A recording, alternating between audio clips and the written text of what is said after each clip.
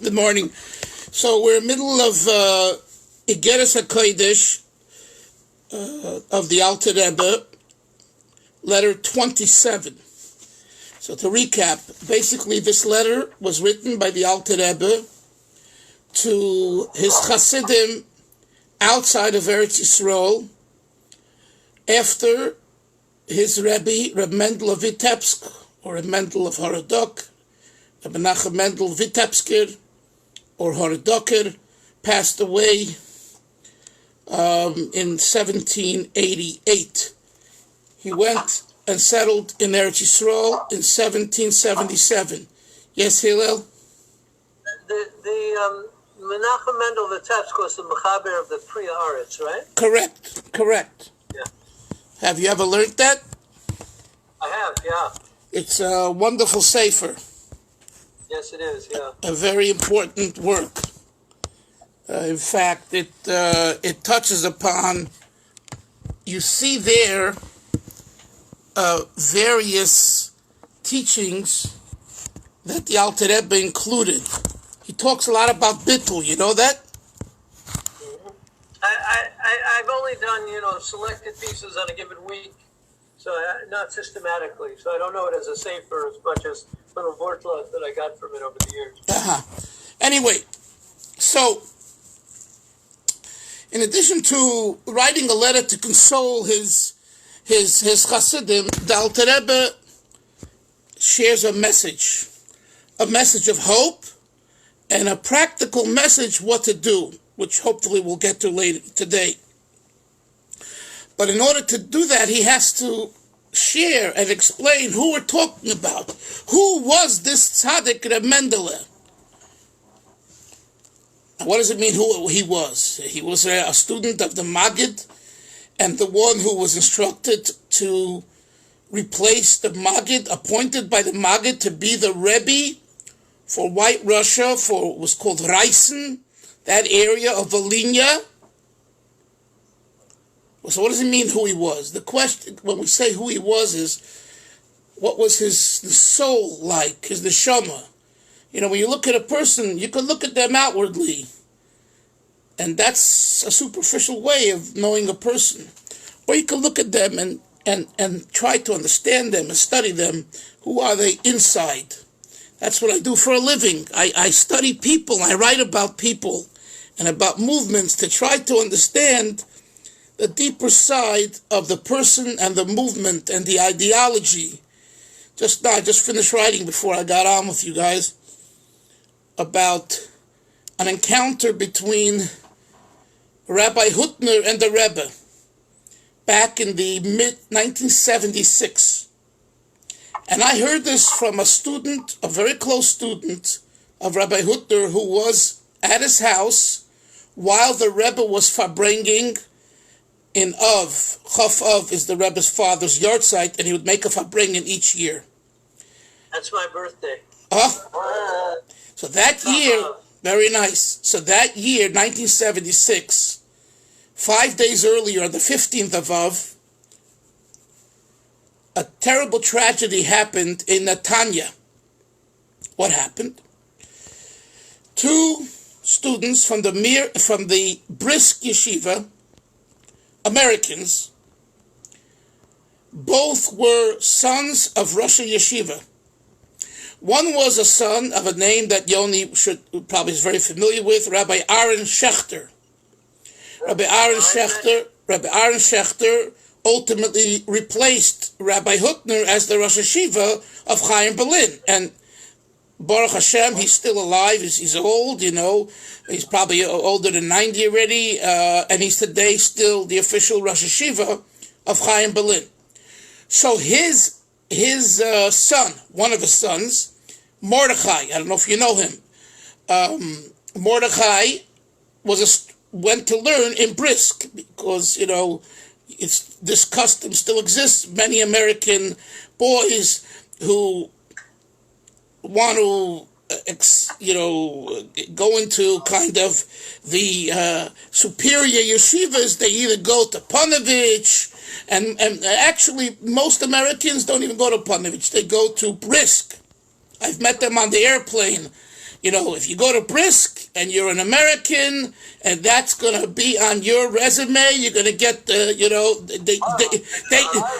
you're going to get the best shidduch. You know what I mean? Anyway, at least that's their percent. It's worth 2 million shekels in this country. That's right. Right. So it's an investment. It's a good investment, right? Anyway. So whatever the case, I'm not saying this about Mordechai. I'm not saying that. I don't know why he went, but he went. That was the way he went in those days. And his friend was Chaim Berenbaum. There was a Rosh Yeshiva in Mir Yeshiva in Brooklyn, Rabbi Shmuel Berenbaum. He was a very big Talmud Chochem, a tremendous masmid. He came from Europe and he learned in Shanghai, in the Mir. He was a Mir Talmud in the old country, and he became a son-in-law by the one who started the Mir Yeshiva in Brooklyn, Rabbi Avram Kalmanovitz, started it in 1946. Not only that, he made it possible. He raised funds for the yeshiva when they ran away in 1939 when the war erupted, until they got to America. Those 5-6 years, Rabbi Kalmanovitz, the father-in-law of Rabbi Berenbaum, raised funds, and he was the one that really, in a sense, saved the yeshiva. So his son-in-law, after he passed away in 1964, Rabbi Shmuel Berenbaum became a co-Rosh Yeshiva with Rabbi Berenbaum, Rabbi Kalmanovitz's son. So basically, a son and a son-in-law of Kalmanovitz became co-Rosh Yeshivas. And this Rabbi Berenbaum had children. One of his sons was Chaim. Chaim was a friend of Mordechai Schechter, and they both were learning in Brisk. Well, during the summer, there's Bein Hazmanim. So they went for a little respite. They went to Netanya. And there is, my understanding is until today, a hotel on the water called Gali Tzanz. The Tzanz are Hasidim, the Kloisenberger. They have there a hotel, or if they own it or someone else owns it. And they stayed there. Now, during those days, if you know your history or recall, there was a time when the Palestinian Fadi'in, the terrorists, they were coming in with rubber boats to the beach area at night, and you didn't notice them it didn't make noise because it was rubber. That was the type of terrorism that they were doing at the time. And they had unfortunately killed Yidden. So everyone was, very, very concerned. And everyone, especially those hotels on the beaches all along the coast, they had added a security, private security. Well, this Gali Tzanz also had private security.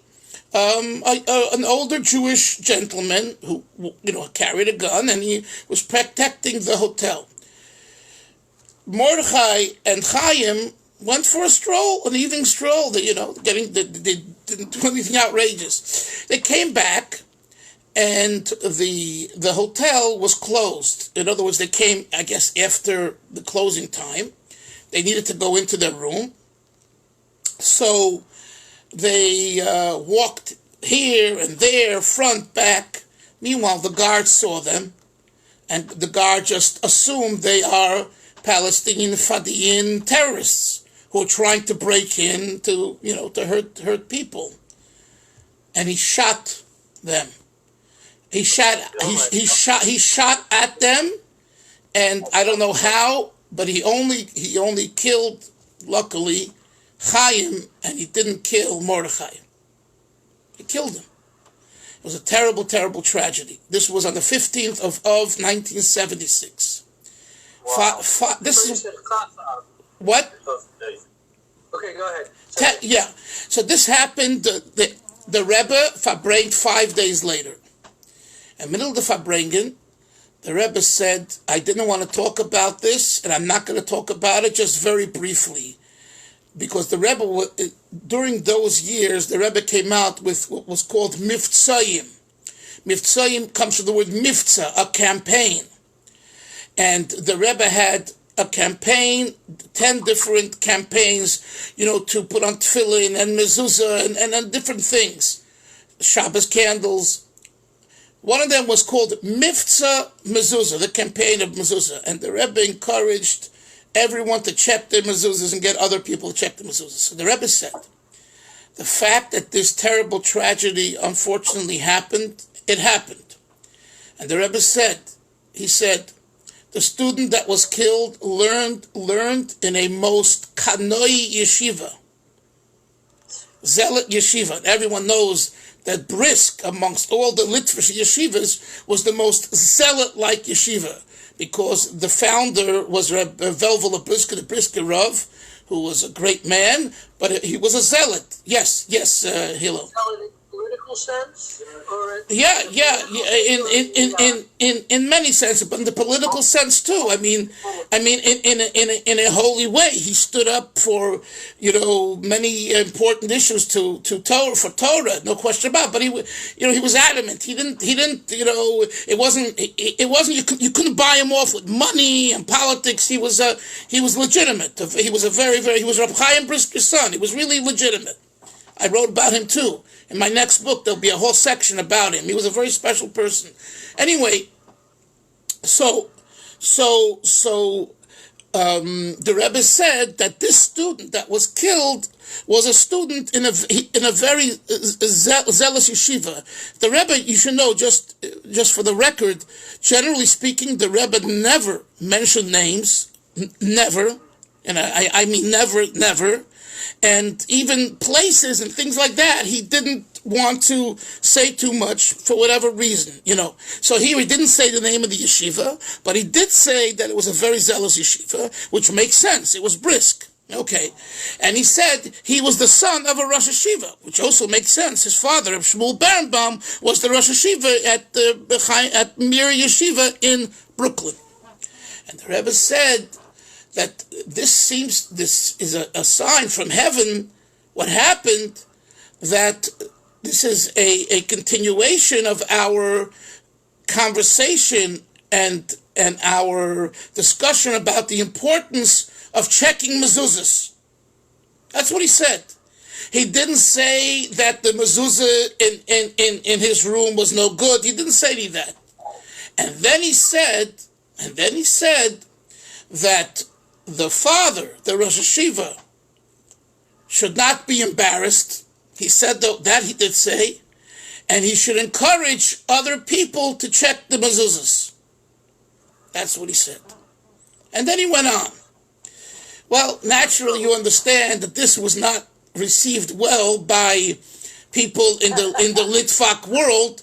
Although I could tell you I myself listened to the talk. First of all, I might have been there, but even if I wasn't there, I heard it. You can hear it. You can hear it today. The tape is available online. And then I read it, and we have the actual words. The Rebbe didn't say that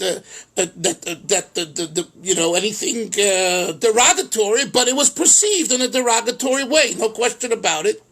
Was he referring to both the Rosh Yeshivas, or only Rav Shechter? No, he wasn't referring to Shechter. You mean to Berenbaum? It was Berenbaum's son. He was referring to Rabbi Berenbaum. Anyway, why am I saying this? Because people tend to hear something and they don't have an interest and understanding of the larger picture. Who are these individuals? What are they about? And it's from that context that you have to understand a sensitive discussion. And this is a sensitive discussion. The words of the Rebbe were very sensitive. And that's why he said, I'm going to speak about it briefly. And the purpose was not to, God forbid, hurt anybody. The purpose was to arouse us again to the importance of checking the mezuzahs. In other words, the Rebbe was saying that the more you check the mezuzahs, the more there'll be protection for Eretz Yisrael. Now, of course, what is someone who wants to, make the Rebbe look negative? He says, so what the Rebbe is saying is that the reason why the boy was killed is because Either he didn't have a kosher mezuzah in his room, or his father, didn't poo-poo the Rebbe's campaign. And that's baloney. His father never poo-pooed the Rebbe's campaign. I spoke to students. His father never spoke about it. In fact, his father had a good relationship with Chabad and a respectful relationship. But, there's an expression in Yiddish, Hillel, Olam Goylam. You know what that means? Olam Goylam. Basically, people are dummies. In simple English, people are dummies. In other words, you hear something, you don't take time to think about it in a calm, methodical way, and right away you get all worked up and you make a conclusion. And we're all that way in different things in our life. So when you read, now going back to the letter here of the Alter Rebbe, the Alter Rebbe is writing a letter of condolence. What?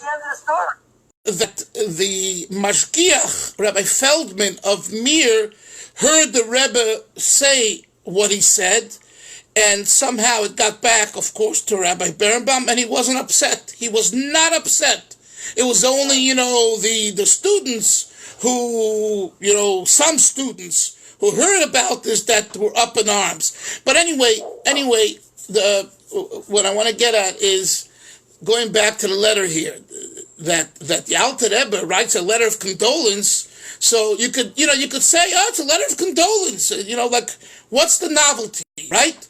What's the novelty here? What's the chiddush? It's a letter of condolence. But when you study it well and you look deeper into it, it's much more than just a letter of condolence. It's an entire description and insight of two individuals and communities and purpose of life and what we can learn from it. So what did we learn? We learned that, in a nutshell, that the true life of a tzaddik is his emunah, his yira, and his ava, his faith in God, his fear for God, and his love for Hashem. Those three things are the makeup of a tzaddik. Now this means, Hillel, that when you identify with any tzaddik, this isn't just for the Mendel of Vitebsk or the Balatanya. This is for any tzaddik. If you identify with him as a tzaddik, again, whether he's your tzaddik or not your tzaddik, that's not relevant right now. As a tzaddik, what are we learning here? That the essence is his faith, his fear, and love for God. And if you cannot identify that as the central theme of that individual, according to what we're learning here, he's not a tzaddik. Or I should say it better, he's not a tzaddik the way the Alter Rebbe is describing a tzaddik here. There is, the Alter Rebbe, Hillel, in chapter 1 of Tanya has already said, there's a tzaddik, b'shem hatohar. Guys, concentrate. I mean, stop looking at him. There's a tzaddik, b'shem hatohar, and there's a tzaddik, b'shem hamushal. There's a descriptive tzaddik, or a figurative tzaddik, and there is an essential tzaddik. And this is in chapter 1, when later on, if you want, go back and review it. And basically, there is a tzaddik who we all say, oh, he's a tzaddik. But we don't really, A, know, and B, mean that he really is a tzaddik. We mean that he has more mitzvahs than averos. So we could say about Moshe Myers, he's a tzaddik, because he does more virtues, more mitzvahs than sins. But is he really a tzaddik? I don't know, maybe he is, but probably not. He's not a tzaddik, because he's not a tzaddik. Because we're all not tzaddikim, we're regular people. But do we do more mitzvahs than averos? I believe so, yeah. So can we, as a figure of speech, say we're tzaddik? Yes. But shem hatoar, Yoni, the essence, are we really tzaddik? Nah. Tzaddik is something totally different. So, I'm not going into not a difference between Beinoni and tzaddik. We're just talking about tzaddik. Let's leave it at that. In my next book about the Chafetz Chaim, I touch upon that, the difference between tzaddik and beinoni in regard to the Chafetz Chaim, which is going to probably alarm a lot of people when they read that, and they're going to want to throw rocks at me. But anyway, we'll leave that for we'll leave that for another time. But what's a tzaddik? The Alter Rebbe says here, you know what a tzaddik is? A real tzaddik is emuna, yira, and ava. That those three things in his life define his relationship. So if you come across someone, Hillel, and you cannot see that in them, that they might be a tzaddik of another kind, and again, this is the Balatanya's description. I'm not telling you that another Rebbe or another philosophy would agree. I'm not saying that, but pretty much he's on target. You know, it's a matter of degree. But the Alter Rebbe is very clear in his definition. What did you want to say, Hillel? I wanted to say that in the Shilas and Shuvas of the Divrei Chaim, yes, he was sent a Shaila about from the descendants of Yehuda Tzvi Stretin, from my family, about whether there is a inheritance by a Rebbe, that you would inherit being a Rebbe, like you could, like the halacha is you can inherit being the Rav of a town. Right. And so the Divrei Chaim writes, he says, what's a Rebbe?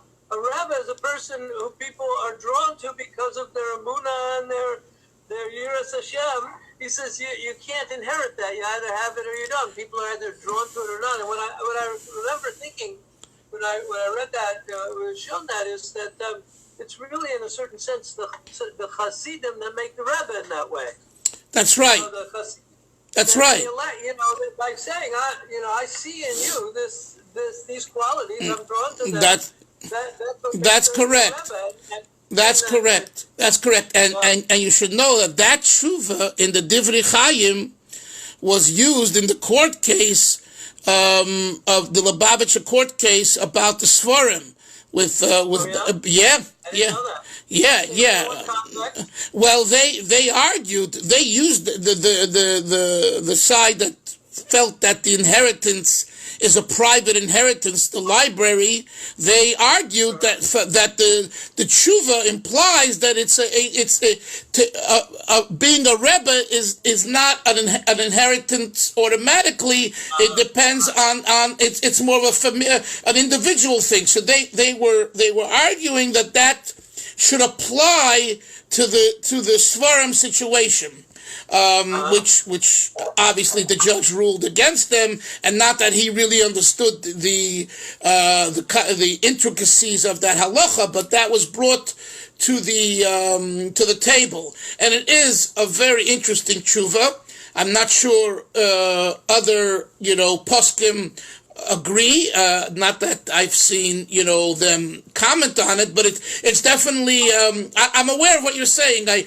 In fact. I tried discussing it once with my teacher to see his insight, but I didn't get a chance to do that. But I understand what you're saying, and yes, Hasidim make a Rebbe. So the Alter Rebbe says over here that this is the classification of a tzaddik. So he's writing to the students of Reb Mendel of Vitebsk. He says, guys, why are you sad that your Rebbe passed away? You're sad because you lost. You seem to feel and believe you lost your connection to God vis-a-vis the Rebbe's faith and Yir and Ava. Says the Alter Rebbe, you have it all wrong. Since the content of the tzaddik is his faith, Boaz, and his fear of God and love for Hashem, that's something like Hillel just said. You don't buy it at Sears in a package. That's something that is transcendental. And that's something that's here before during and after his lifetime, because he has a neshama. The neshama was on high before he was born. The neshama was within him when he was alive on earth. And the neshama is still here even after he passes on, at his gravesite, at his house, in his base medrash, and in your house and in your room when you learn his Torah and discuss his Torah. And that's why, yes, I'm consoling you. It hurts, and we understand that. But please don't conclude that gone goodbye, but he's really active. Now you understand, guys, that if you think about this, this is such a powerful thought for every Yid who and what I understand from this is that the onus is not on them, it's on me. It's on the Chasidim, on the Talmidim, on the students. Do we students and Chasidim, do we feel this about our Rebbe, our Tzaddik who's passed away? And if you do, then to you he's alive and he's thriving, and you need to be, and you want to be part of that. And if you don't feel that, then he's dead and all over and buried 6 feet under. You understand? So I just want to say that although I'm not a Mashiachist in the classical sense, but I don't feel that's the approach to HaKodesh Baruch Hu. Nevertheless, the ideology, the idea of a tzaddik transcending has nothing to do with Mashiachism. It's a fallacy. It has to do with the whole concept of a tzaddik after his life. You understand? Now, but the way it's been cloaked and dressed up and presented is in a way that, could be outrageous, and people, don't understand it and get very upset. But if you strip all of it down, you'll come to the same conclusion. If you believe in a tzaddik, let's say you're talking about Rabbi Yehuda Leib Stratton, right? Your great grandfather, right? Yehuda Tzvi. I'll give you an example. I know I'm going off topic, but I think it's important. There was one Purim. Years ago, I had a chavrusa. I wanted to understand the writings of the Arizal better, and it's hard. It's not just Sefer Gilgulim, Shara Gilgulim, which is more juicy, reincarnation and souls, first marriages, second marriages, divorce, sibling rivalry. I mean, all kinds of juicy stuff is there. It's amazing. But there's other sections, and you have to really know the fundamentals. So I was looking for a teacher. So I spoke to someone on the phone who was really a Litvak. He was a Litvak, but he was learning Kabbalah, and frankly was very arrogant, and I never called him back. He spoke down at me, and he is known as someone who studies Kabbalah.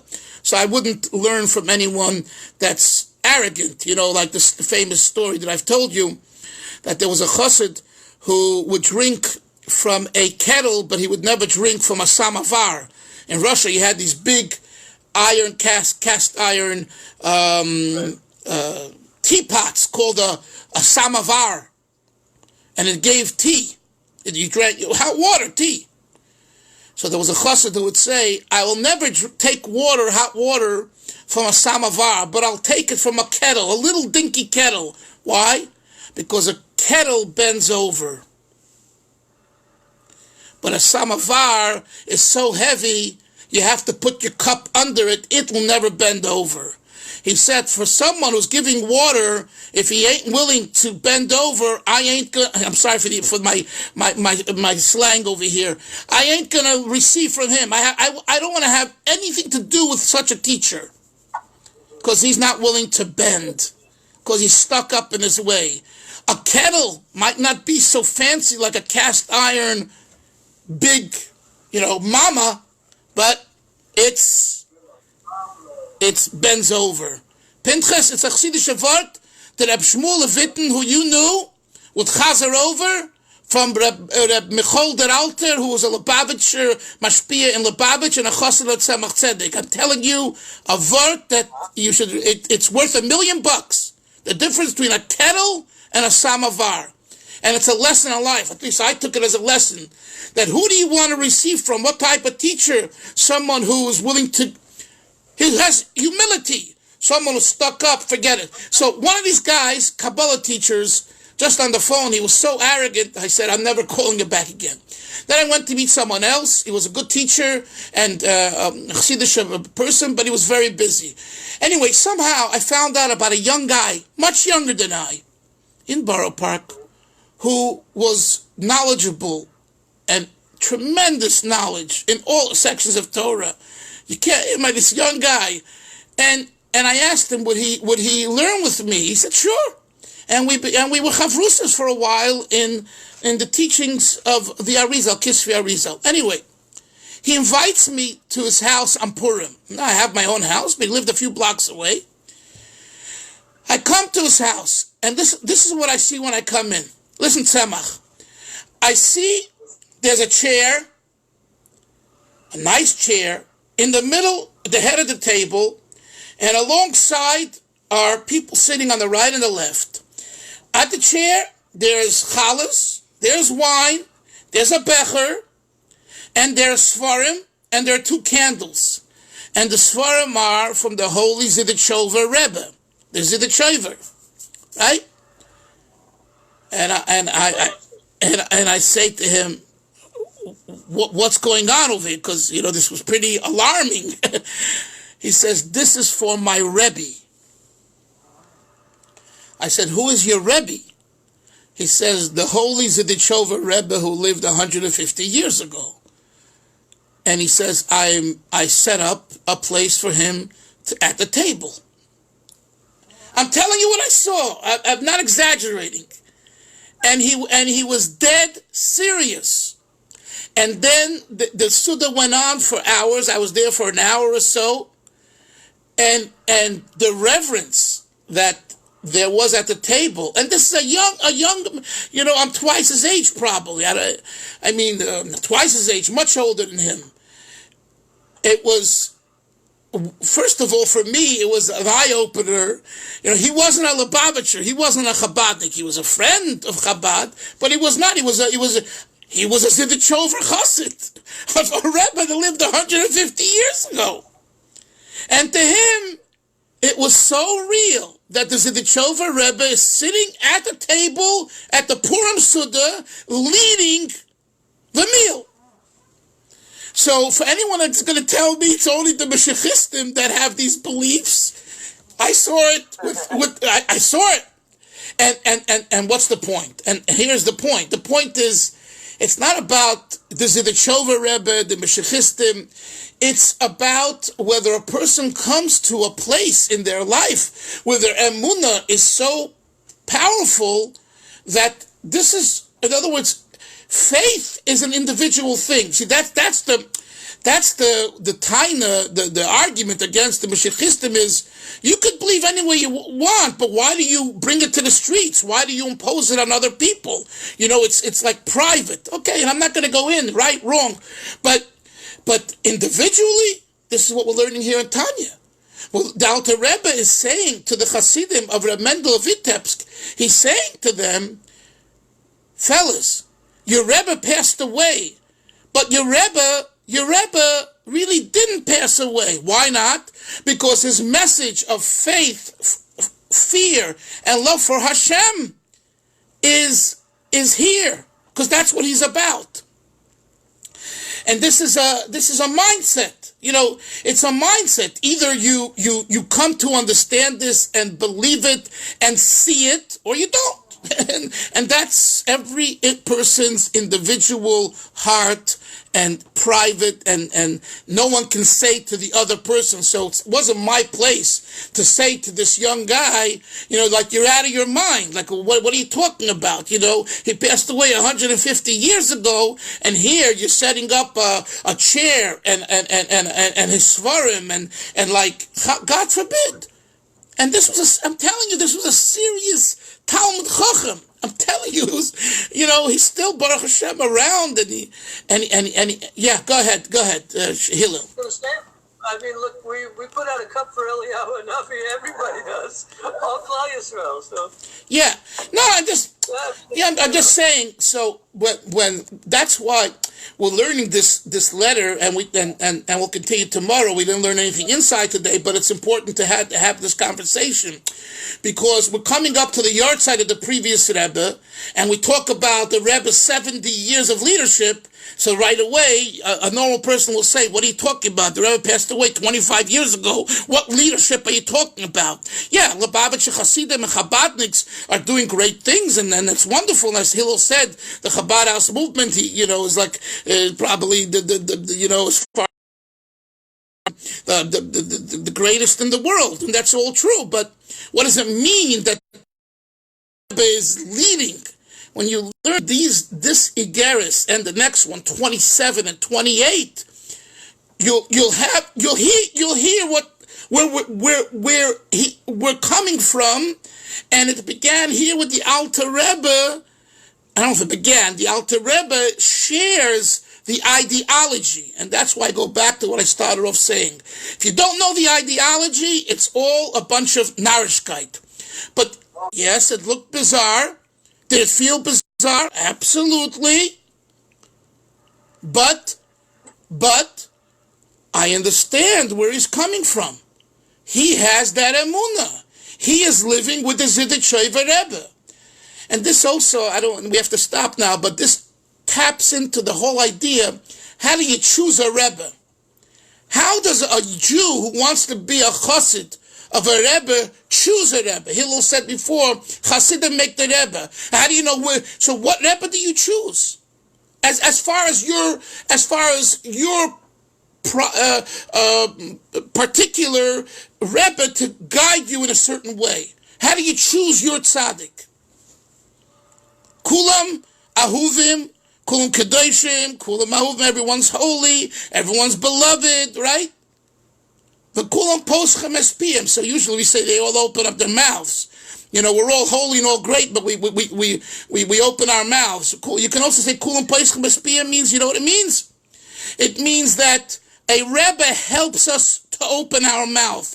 He's a Mora Derech to show, he's an instructor to show us how to use our mouth. So how do you know? The answer is, it's an individual thing.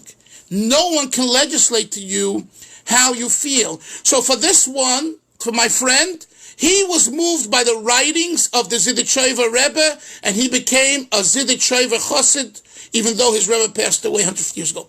The Breslover Chasidim are moved by Reb Nachman, Reb Nosson, and they feel that's their connection. The Lubavitchers were there, and the Stoleners, but it's not like, join the club and automatically you have club membership. That's very superficial. If you want it to be meaningful, you have to come to the understanding and have to ask yourself the hard questions and ask yourself if this writing and these teachings talk to you. And if they do, you gravitate to them. That's the kind of ultimate connection between the chassid and the particular Rebbe. There's friends of Rebbes, there's associates of Rebbes, there is acquaintances of Rebbes. It's all good. But as far as really taking someone to be your Mora Derech, and I'm not talking, Moshe, about a teacher and a Rav. I'm not talking about a rabbi. A rabbi's a rabbi. If you need to know the laws of marriage, you go to a rabbi who is an expert in marriage. The laws of sukkah, you go to the laws of sukkah. We're talking about, as it says in Pirkei Avos. What does it say in Pirkei Avos, guys? Rabbi says, what is the path that man should choose? Who's Rabbi? Rabbi Yehuda Anasi. But it doesn't say Rabbi Yehuda Anasi. It says Rebbe. Only a Rebbe can tell you what path in life you should choose. So imagine now, a Rebbe tells Yoni, take your wife and family and move to Wyoming. He says to himself, wait a second, what am I going to do in Wyoming? And then he says to himself, but before he'll say that, he has to ask himself, you have to ask yourself a question, Yoni, are you my Rebbe? You're a great man, but are you my Rebbe? My Rav is not telling me to move to Wyoming. But if I consider you my Rebbe, a Rebbe supersedes the rabbi's opinion, because the Rebbe deals with the soul, and the Rebbe sees that Yoni and his wife and family, for their soul's benefit, they need to be in Wyoming. That's what yes, Moshe. I was saying, I understand when you speak about Rebbe and Baruch Hashem, I have the next to Rebbe, and I see the work that the Rebbe of Chabad has done, and it's still going on with all the people who didn't even know that. What I question is there a dangerous spot in some of the thoughts that Rebbe and making that person, I don't know if they're supposed to be a shliach really, but at least that they're put on such a high pedestal that it can be lead to problematic. Like they're not thinking about Hashem, they're thinking about the Rebbe. No. Anyone that believes in a human being, God forbid, and making him into a deity, that's heresy. God forbid. No. Okay, that's really far gone. I agree with that. But what about if he's davening and he's so connected to the Rebbe, and sometimes we'll daven and think about the Rebbe or think about something. Isn't there a danger that wait, I'm not supposed to think about Hashem, not the Rebbe? No, I mean, you ask yourself the question, when you go to Reb Shimon Bar Yochai, or you go to the Arizal, you go to the Holy Kvarim in Eretz Yisrael, are you praying to them or are you praying to God? You're asking them to beseech Hashem, right? You're asking them to go to Hashem. That's right. That's the same thing. That's the same thing. We look at a Rebbe as a conduit to get to HaKodesh Baruch Hu. Guys, have a great day, everyone. Sei gesund. Yes. Yes. I have to tell you the story. I went to a shir this morning. I have to tell you the story. You might even be able to use it in your future teaching. Okay. I must tell you, because along those lines, what you just said about taking a Rebbe, there was a story I heard. The girl came to Yerushalayim from America. She had no idea about Yiddishkeit, and she went to learn in the Bay Yerushalayim. Okay. The girl, okay. She has a sister that is absolutely not interested in Yiddishkeit whatsoever. And she found out when she was in the Bay Yerushalayim that her sister is planning a trip to India. She wants to go to India. She doesn't want to stop in Jerusalem. She doesn't want to go in here. She wants to go to India because she's going to go and find a guru that's going to make her happy. But here, what happens is this girl says to her sister, come to the Bay Yerushalayim. Just come for one class. One class, that's it. And if you're not interested, fine, go to India. Fine, I'm not going to tell you anyway. So what did she do? She says to her sister, I'm not interested. Anyway, right before the trip, she says, listen, I just rebooked my ticket. I'm stopping in Jerusalem. I'm stopping for 1 day. And I'm going to give you 1 hour to take me to your yeshiva or to your seminary to show me what's going on. Fine, she takes her 1 hour. Her sister arrives. She takes her to the seminary. And what happens, because usually they have 3 or 4 teachers on that day. One teacher was teaching only one subject, and that was it. What was the subject? He was going to teach the subject in the Gemara of Hamafni, which is finding lost objects. Okay? And making sure that the simonim on the objects you find the owner. Okay, fine, that's it. So she says to herself, how in the world am I going to take my sister there? This isn't going to turn her on to this guy. Anyway, what happens is she lands in Yerushalayim, she takes her sister to the shir, and the rabbi is giving a whole shir in finding subjects and simonim and the whole story. Anyway, let's see it. What happens after that is her sister says, listen, she says, it's very nice you sent me to the shir, but she says it doesn't do anything.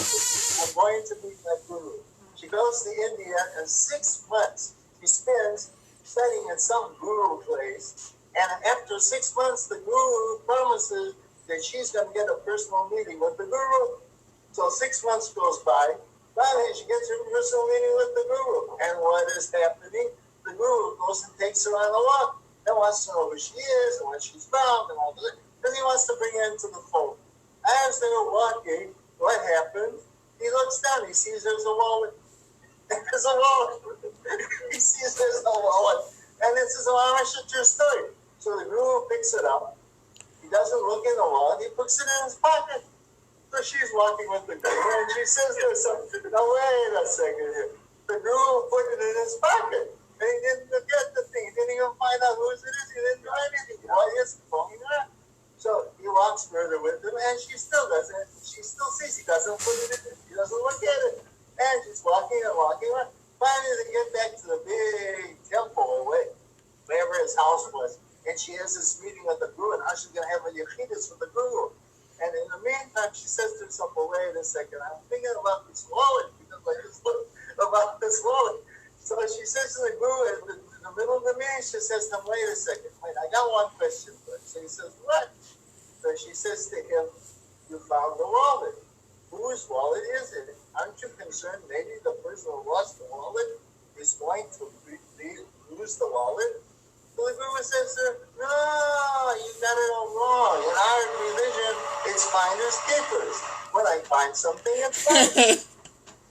Says to herself, okay. She says, now I gotta go back and think about this one. So she goes back to her room, and 10 minutes, no, 4 hours later, because this is like about 4 o'clock in the afternoon. Now the guru's got to go to sleep. He's got to do what he has to do. 8 o'clock in the evening comes in, and suddenly she appears at the guru's door. Backed up, bags are packed.